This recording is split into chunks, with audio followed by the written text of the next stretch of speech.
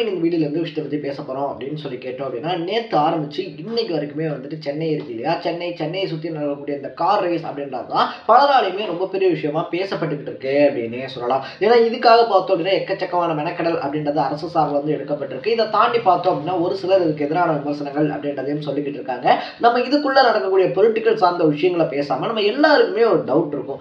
F4 அதாவது formula 4 அப்படின்ற car பந்தயம் பார்த்தோம் அப்படின்னா சென்னையில் இப்போ நடந்துகிட்டு இருக்கு. அதுவே பார்த்தோம் அப்படின்னா இவ்வளோ ஸ்பீடாக ஓட்டுறாங்க, வெகு விமர்சையாக ஓட்டப்பட்டுக்கிட்டு இருக்கு. அப்போ இந்த F1 F2 F3 அப்படிலாம் சொல்கிறாங்க இல்லையா, ஃபார்முலா 1 2 3 அப்படின்னு சொல்லிட்டு இந்த F4க்கும் அந்த F1க்கும் என்னதான் வித்தியாசம் அப்படின்னு சொல்லிட்டு ஸோ இந்த எல்லா டவுட்ஸ்க்குமே பதில் சொல்கிற மாதிரியும் F1 F2 F3 F4 இந்த நாலுக்கும் தனித்தனியாக இருக்கக்கூடிய டிஃப்ரென்ஸ் என்ன அப்படின்றதான் இந்த வீடியோவில் பேச போகிறோம். அதுக்கு முன்னாடி நம்ம சேனலுக்கு நீங்கள் புதுசாக வந்திருந்தீங்க அப்படின்னா அப்பப்போ அப்டேட்டாக போயிட்டு இருக்கக்கூடிய விஷயங்கள் இருக்கு இல்லையா, அது கரண்ட் அஃபேர்ஸாக இருந்தாலும் சரி, பாலிடிக்ஸாக இருந்தாலும் சரி, ஸ்போர்ட்ஸாக இருந்தாலும் சரி, அப்பப்போ அப்டேட்டாக போயிட்டு இருக்கக்கூடிய விஷயங்களை நீங்கள் தொடர்ந்து தெரிஞ்சுக்கணும் அப்படின்னு ஆசைப்பட்டீங்கன்னா மறக்காம சேனலை சப்ஸ்கிரைப் பண்ணிக்கோங்க. ஃபர்ஸ்ட் ஆஃப் ஆல் நம்ம F4 அது இருக்கு இல்லையா, அதுல இருந்தே போயிடலாம் அப்படின்னே சொல்லலாம். ஏன்னா F4லேருந்து போகிறோம் அப்படின்னு சொல்லி பார்க்கும்போது ஒரு குழந்தை வந்துட்டு எப்படி ஒரு பைக் ஓட்டணும் அப்படின்னா அதுக்கு ஃபர்ஸ்ட் சைக்கிள் ஓட்டி கற்றுக்கணும் அப்படின்னு சொல்லுவாங்க இல்லையா.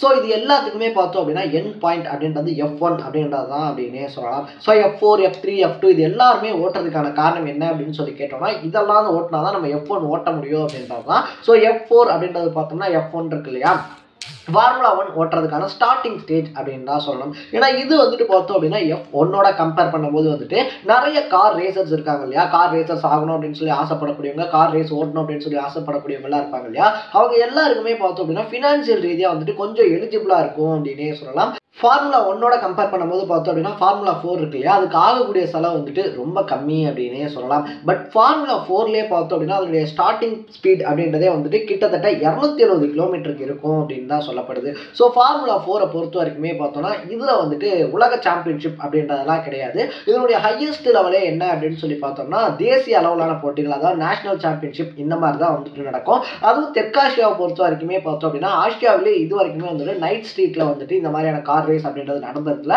அதை முறையா சென்னையில நடத்தி காட்டியிருக்காங்க அப்படின்னு சொல்லலாம். ஸோ இன்னைக்கு வந்துட்டு F1ல கலக்கிக்கிட்டு இருக்கக்கூடிய பல வீரர்களுமே F4 அதாவது ஃபார்முலா 4 மூலியமா ஓட்டி தான் அதுக்கப்புறமா F1க்கு போயிருக்காங்க. சரி ஓகே, F4ல ஓட்டினா எப்படி F1க்கு போக முடியும் அப்படின்ற ஒரு டவுட் இருக்கும் இல்லையா. ஸோ ஃபார்முலா 4ல வந்துட்டு ஓட்டும் போது பார்த்தோம் அப்படின்னா FIA அப்படின்னு வந்துட்டு சொல்லுவாங்க, சர்வதேச அளவிலான ஆட்டோமொபைல் அந்த இண்டஸ்ட்ரி சார்ந்த ஒரு அங்கீகரிப்பு நிறுவனம் அப்படின்னே சொல்லலாம். ஸோ அவங்க அங்கீகரித்து நடத்தக்கூடிய ரேஸ்ல ஓட்டுறது மூலியமா சூப்பர் லைசன்ஸ் பாயிண்ட் அப்படின்றது வந்துட்டு கிடைக்கும். 3 வருஷத்துக்குள்ள நீங்க 40 சூப்பர் லைசன்ஸ் பாயிண்ட் வந்துட்டு நீங்க வச்சிருக்கீங்க அப்படின்ற பட்சத்தில் F1 டிரைவரா ஓட்ட முடியும். ஸோ இதனால தான் பார்த்தோம் அப்படின்னா F1 ரேசர் ஆகணும் அப்படின்னு சொல்லி ஆசைப்படக்கூடிய எல்லாருமே இந்த F4 இருக்கு இல்லையா, அதில் ஓட்டி 3 வருஷத்துக்குள்ள 40 சூப்பர் பாயிண்ட் அப்படின்றத எடுத்து எப்படியாவது F1குள்ள போயிடலாம் அப்படின்னு சொல்லி வருவாங்க. ஸோ இதுதான் ஸ்டார்டிங் ஸ்டேஜ் அப்படின்னே சொல்லலாம். இதுக்கப்புறமா அடுத்தபடி அப்படின்னு சொல்லி பார்க்கும்போது அது ஃபார்முலா 3 அப்படின்றது. ஸோ இந்த ஃபார்முலா 3யும் ஃபார்முலா 2வும் பார்த்தோம் அப்படின்னா ஆல்மோஸ்ட் ஒரே மாதிரி தான் இருக்கும், பெரிய டிஃப்ரெண்ட்லாம் கிடையாது. இன்னும் சொல்ல போனால் ரெண்டுமே ஒரே மாதிரியான ரேசஸ் தான் அப்படின்னே சொல்லலாம். ஸோ இதில் ரெண்டுத்துலையுமே பார்த்தோம் அப்படின்னா கார் ஸ்பீட்ஸ் இருக்கு இல்லையா, அந்த கார் ஸ்பீட்ஸ் மட்டும்தான் வந்துட்டு கொஞ்சம் டிஃப்ரெண்ட் ஆகும். ஃபார்முலா 2ல இருக்கக்கூடிய கார் இருக்கு இல்லையா, அதனுடைய ஸ்பீட் இதெல்லாம் பார்த்தோம் அப்படின்னா கிட்டத்தட்ட 335 கிலோமீட்டர் ஸ்பீட் வரைக்கும் போகும். பட் ஃபார்முலா 3ல ஓடக்கூடிய காரோடைய ஸ்பீட் அப்படின்றது பார்த்தோம்னா 270 கிலோமீட்டர்லேருந்து 300 ஸ்பீட் வரைக்கும் தான் இருக்கும் அப்படின்னே சொல்லலாம். ஸோ ஃபார்முலா 2 and 3 இருக்கு இல்லையா, அதுக்கும் ஃபார்முலா 1க்கு இருக்கக்கூடிய ரொம்ப பெரிய டிஃப்ரென்ஸ் என்ன அப்படின்னு சொல்லி கேட்டோம்னா ஃபார்முலா 1ல இருக்கக்கூடிய ரொம்ப பெரிய விஷயம் என்ன அப்படின்னு சொல்லி பார்க்கும்போது அங்கே ஓடக்கூடிய இன்ஜின்ஸ் இருக்கு இல்லையா, அந்த ஃபார்முலா 1ல ஓடக்கூடிய கார்களுக்கான இன்ஜின்ஸாக இருந்தாலும் சரி, இல்லை கார்களையாக இருந்தாலும் சரி, அந்தந்த டீமே வந்துட்டு தனித்தனியாக வடிவமைச்சுக்கலாம். அதாவது 20 கார் ஓட்டுறாங்க அப்படின்னு சொல்லி இருந்துச்சு அப்படின்னா அந்த 20 காரையுமே பார்த்தோம் அப்படின்னா 20 டீம் வந்துட்டு வடிவமைப்பாங்க. ஒவ்வொருத்தரும் ஒவ்வொரு மாதிரியான காரில் ஓட்டுவாங்க. ஸோ அதில் வந்துட்டு யாருடைய கார் வந்துட்டு பெஸ்ட்டாக இருக்கோ, யார் வந்துட்டு பெஸ்ட்டாக அன்னைக்கு பர்ஃபார்ம் பண்ணுறாங்களோ அவங்க வந்துட்டு வின்னர் ஆவாங்க. பட் ஃபார்முலா 2 and 3 பொறுத்த வரைக்கும் பார்த்தோம்னா எல்லாருக்குமே ஒரே மாதிரியான கார்ஸ் அப்படின்றது தான் கொடுக்கப்படும். ஸோ இதுதான் வந்துட்டு ஃபார்முலா 2 and 3க்கும் ஃபார்முலா 1க்கும் இருக்கக்கூடிய மேஜர் டிஃப்ரெண்ட் அப்படின்னே சொல்லலாம். ஸோ இப்படி வந்துட்டு எல்லாருக்குமே ஒரே மாதிரியான கார் கொடுக்கப்படுது இல்லையா. ஸோ இதனால இந்த கார்களை வச்சுட்டு ஆல்மோஸ்ட் இப்போ வந்துட்டு ஒரு 20 பிளேயர்ஸ் விளாட்றாங்க அப்படின்ற பட்சத்தில் ஒரு எக்ஸாம்பிளுக்கு சொல்கிறோம், அந்த 20 பேருக்குமே ஒரே மாதிரியான கார் கொடுக்கும்போது அந்த காரை வச்சுட்டு யார் முன்னாடி வராங்களோ அவங்க தான் நல்ல டிரைவர், அவங்க தான் டேலண்டான பர்சன் அப்படின்றதான் இந்த ஃபார்முலா 2 and 3 இருக்கு இல்லையா, அதனுடைய ஹை ஸ்பெஷாலிட்டி அப்படின்னே சொல்லலாம். அதுக்குள்ள யார் பெஸ்ட்டாக வராங்களோ அவங்க அடுத்து ஃபார்முலா 1 ஓட்டுறதுக்கான வாய்ப்பு அப்படின்றது அவங்களுக்கு கொடுக்கப்படும். இப்போ லாஸ்ட் பட் நாட் லீஸ்ட் அப்படின்ற மாதிரி இந்த எல்லாருடைய பார்வை பார்வையுமே ஃபார்முலா 4 இருந்தாலும் சரி, இல்லை ஃபார்முலா 3, 2 இது எல்லாரும் ஓட்டக்கூடிய பார்வையுமே என்னவா இருக்கும் அப்படின்னு சொல்லி பார்த்தோம்னா, எப்படியாவது வந்துட்டு நம்ம ஃபார்முலா 1 ரேஸ் இருக்கு இல்லையா, அதை ஓட்டிடணும் அப்படின்றதான். ஏன்னா ஃபார்முலா 1 அப்படின்றதுக்கு உலக அளவில் எக்கச்சக்கமான கோடிக்கணக்கான ரசிகர்கள் இருக்காங்க அப்படின்னே சொல்லலாம். ஸோ கிரிக்கெட் வந்துட்டு என்னதான் ஸ்ட்ரீட் கிரிக்கெட் விளாட்றாங்க, அதுக்கப்புறமா பார்த்தோம் அப்படின்னா ஸ்டேட் லெவலில் டிஎன்பிஎல் விளாட்றாங்க, ஐபிஎல் விளாட்றாங்க அப்படின்னு சொல்லி இருந்தாலும் கூட வேர்ல்டு கப்புக்கு அப்படின்னு சொல்லிட்டு ஒரு கிரேஸ் இருக்கு இல்லையா. அதே மாதிரி தான் இந்த ஃபார்முலா 4, ஃபார்முலா 3, ஃபார்முலா 2 இதெல்லாம் நடந்தாலும் கூட F1 அப்படின்றது தான் பார்த்தோம்னா கார் ரேஸ் உலகத்தினுடைய ரியல் கிங் அப்படின்னே சொல்லலாம். அதுக்கான ப்ரொசீஜரை நம்ம சொல்லிட்டோம் இல்லையா. இங்கேருந்து ஆரம்பிச்சு போனவங்க, அதாவது ஃபார்முலா 4, 3, 2 இதுலேருந்து ஆரம்பிச்சு போனவங்க தான் இன்னைக்கு ஃபார்முலா 1ல கலக்கிக்கிட்டு இருக்காங்க. ஸோ இந்த ஸ்டேஜஸ்லாம் வந்துட்டு அவங்க ப்ராக்டிஸ் செஷனாக எடுத்துக்கிட்டு அதுக்கப்புறமா தான் ஃபார்முலா 1க்குள்ளே போக முடியும். ஏன்னா ஃபார்முலா 1 பொறுத்த வரைக்குமே பார்த்தோம் அப்படின்னா உலகத்தில் தலை சிறந்த 20 பேர் மட்டும்தான் அதில் ஓட்ட முடியும். ஸோ இந்த 20 பேர் தான் அப்படின்றதுலேருந்தே ஃபார்முலா 1 எவ்வளோ கஷ்டமான ரேஸ் அப்படின்றது நம்மளால் அண்டர்ஸ்டாண்ட் பண்ணிக்க முடியும் அப்படின்னே சொல்லலாம். அதுவும் அது போகக்கூடிய வேகம் இருக்கு இல்லையா, ஃபார்முலா 1 பொறுத்த வரைக்குமே அது கிட்டத்தட்ட 374 கிலோமீட்டர் ஸ்பீட் அப்படின்றத அசால்ட்டாக கிராஸ் பண்ணக்கூடிய வகைகளில் தான் அந்த கார்ஸ் அப்படின்றத வடிவமைப்பாங்க. ஸோ அதை ஓட்டுறதுக்கான திறமையாக இருந்தாலும் சரி, அதை ஓட்டுறதுக்கான அந்த ஒரு டைமாக இருந்தாலும் சரி, அந்த டைம் கண்டிப்பாக எல்லாருக்குமே வேணும். ஏன்னா 374 கிலோமீட்டர் ஸ்பீட் அப்படின்னும் போது நம்ம கண்ணு வைக்கக்கூடிய நேரத்தில் பார்த்தோம் அப்படின்னா அந்த சர்க்கியூட்டை சுற்றி வரக்கூடிய நேரம் சின்னதாக ஏதாவது மிஸ்டேக்ஸ் நடக்குது அப்படின்னா கூட உயிர் போகிறதுக்கு அதிக அளவிலான வாய்ப்புகள் அப்படின்றது இருக்குது அப்படின்னே சொல்லலாம்.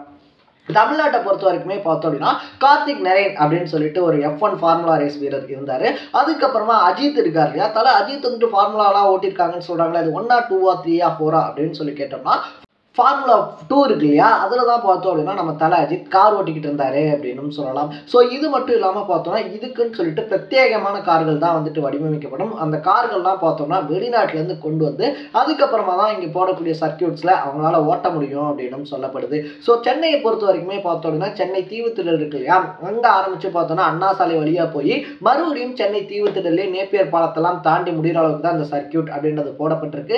கிட்டத்தட்ட 3 கிலோமீட்டர் சுற்றளவை பார்த்தோம்னா இந்த சர்க்கியூட் அப்படின்றது போடப்பட்டிருக்கு அப்படின்னே சொல்லலாம். ஸோ இது வந்துட்டு நடந்து முடிஞ்சிருக்கு அப்படின்னு சொல்றது வந்துட்டு நம்மளால ஈஸியாக சொல்ல முடியும். பட் அதுக்கு பின்னாடி இருக்கக்கூடிய விஷயங்கள் இருக்கு இல்லையா, ஒரு ரொம்ப பெரிய உழைப்பு அப்படின்றது இருக்கு அப்படின்னு தான் சொல்லணும். ஸோ இப்படி ரொம்ப பெரிய உழைப்பு அப்படின்றது கொட்டி சக்ஸஸ்ஃபுல்லாக பார்த்தோம் அப்படின்னா ஃபார்முலா 4 அப்படின்றத செஞ்சு முடிச்சிருக்கிறதுனால இப்போ உலக அரங்கில் அதுவும் கார் பந்தயங்களை பொறுத்த வரைக்குமே பார்த்தோம்னா சென்னை இருக்கு இல்லையா, சென்னை F4 நடத்துறதுக்கு ஒரு சரியான பிளேஸ் அப்படின்ற பார்வை திரும்பி இருக்கு. ஸோ இனியும் அடுத்தடுத்த கட்ட முயற்சிகள் அப்படின்றது எடுக்கப்பட்டுச்சு அப்படின்னா கண்டிப்பாக தமிழ்நாடு இருக்கு இல்லையா, தமிழ்நாட்டில் கண்டிப்பாக ஃபியூச்சரில் ஃபார்முலா 1 கார் பந்தயமே நடந்தாலும் ஆச்சரியப்படுறதுக்கு இல்லை அப்படின்னு தான் சொல்லணும். ஸோ செஸ்ஸை பொறுத்த வரைக்குமே பார்த்தோம் அப்படின்னா ஒரு ரொம்ப பெரிய தொடர் அப்படின்றத தமிழ்நாட்டில் நடத்தி முடிச்சிட்டாங்க. இப்போ அதுக்கடுத்து பார்த்தோம் அப்படின்னா கார் ரேஸ்லையும் போய் கலக்கியிருக்காங்க அப்படின்னே சொல்லலாம். அடுத்தடுத்து இந்த மாதிரியான பெரிய பெரிய விளையாட்டு போட்டிகள் அப்படின்றது தமிழ்நாட்டில் நடக்கிறது மூலயமா பார்த்தோம்னா அதிக அளவிலான விளையாட்டு போட்டிகள் அப்படின்றது தமிழ்நாட்டில் நடத்திருக்கான வாய்ப்பு கிடைக்கும். அதன் மூலயமா பார்த்தோம் அப்படின்னா நமக்கு அதிகப்படியான இன்கம் வரும் அப்படின்றதும் உண்மை. ஸோ நீங்கள் இந்த விஷயத்தை எப்படி பார்க்குறீங்க அப்படின்றத கமெண்ட் செக்ஷனில் போட்டு இதே மாதிரி அப்பப்போ அப்டேட்டாக போயிட்டு இருக்கக்கூடிய விஷயங்கள், அது கரண்ட் அஃபேர்ஸாக இருந்தாலும் சரி, பாலிடிக்ஸாக இருந்தாலும் சரி, ஸ்போர்ட்ஸாக இருந்தாலும் சரி, அப்பப்போ அப்டேட்டாக போயிட்டு இருக்கக்கூடிய விஷயங்களை நீங்கள் தொடர்ந்து தெரிஞ்சுக்கணும் அப்படின்னு ஆசைப்பட்டீங்கன்னா மறக்காம சேனலை சப்ஸ்கிரைப் பண்ணிக்கோங்க. நாளைக்கு இதே மாதிரி இன்னொரு இன்ட்ரெஸ்டிங்கான வீடியோட சந்திக்கலாம். டாடா, பை பை.